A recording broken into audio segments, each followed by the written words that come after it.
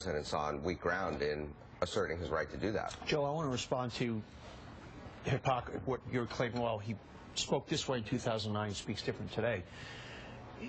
I believe that when a president is in office, maybe after 1, 2, 3, 4 years of kind of living in reality, of coming from outside the Beltway, that you do change your tune sometimes. Sure you do. And that idealistically going in may felt one way, and when living in the reality and, brought up to speed on the reality of what happens domestically, I have no problem with it. You were just saying what I was saying 6 months before the president was elected, that maybe he shouldn't be so critical of George W. Bush and Dick Cheney until he knew exactly the challenges they faced every day. And he was so judgmental. He was so self-righteous. He was so damn of George W. Bush, suggesting that he didn't respect the Constitution and checks and balances.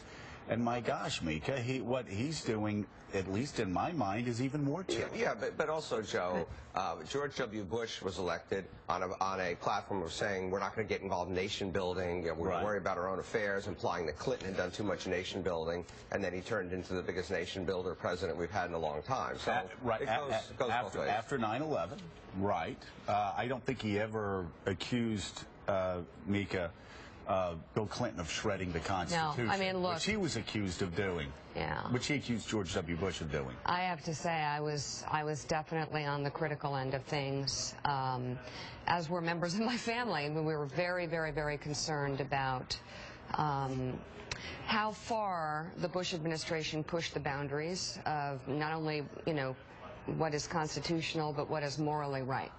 And this is definitely in the same category, completely in the same category. This argument. I'm not saying we shouldn't be doing it. And again, whether you have an issue with it is not the point that Pete Wehner's trying to make or that I'm trying to make right here, or quite frankly the point that I've been trying to make for 5 or 6 years. Willie, I'll go back to it, and we're going to pull the tape.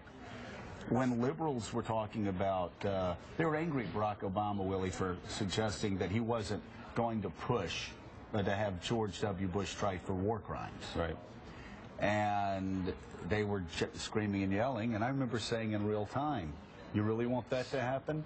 What standard will Barack Obama be held to 4 or 8 years from now after the pictures of the little children who were killed by his drone attacks are placed before the jury in The Hague? And again, the self-righteousness, the hypocrisy of the left to go so silent when we're now talking about targeting and killing Americans without any due process, without any evidence. There's a double standard here. And I want everybody that said what they said about George W. Bush, who, by the way, briefed Dianne Feinstein, briefed Jay Rockefeller, briefed Democrats in charge of the Intel Committee back in 2002 about exactly what they were doing. I want those people to apologize to George W. Bush. And Donnie, you said you don't have a problem with it. Did you, or do you still have a problem with people being held at Guantanamo without charge, with no due process there? Because if you have any problem with that, how could you not have a problem with them being killed without due process? No. Let me answer it this way, because it's interesting. I didn't have the problems with George W. Bush either. I believe this is war, not law enforcement, and I believe they're. I'm going to not answer idealistically, but in reality. If I said to you, these domestic drone attacks or the holding Guantanamo Bay would prevent a family member in the future from being killed, you go right on. So we sit here idealistically, unless it hits close to home. And in this world of terror, I do think there are new rules. And it's interesting because I'm a liberal overall. In this instance, I am quite the opposite of the table. Yeah, and I also think these aren't the issues that brought down the Bush administration. In fact, he was reelected. I know get reelected again on these. I know friends who were in the voting booth holding their babies and were going to, vote against Bush and didn't because he was so, quote, strong on foreign policy. Well, you say, quote, that's why I voted for him. I trusted George Bush to make hard, tough decisions that I thought John Kerry might waver on. Thank you, which is why I don't think Obama will have any problem with this. I don't think so. I don't think he'll have any political trouble. He'll look like a strong, and just like he did a year ago, just like when he killed bin Laden, he looks incredibly strong on foreign policy, and this will will not provide a weak spot for him in the long run. Hey, Mika, really quickly, I agree with you there. I don't think there's going to be a political fallout from it. Yeah. I think one of the things that disturbs me so much is the fact that Americans are not anymore concerned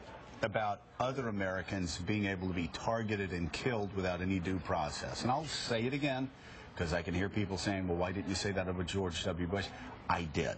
Okay, and I did on Padilla. I did when there were Americans whose constitutional rights were being eviscerated by what was going on during the Bush era.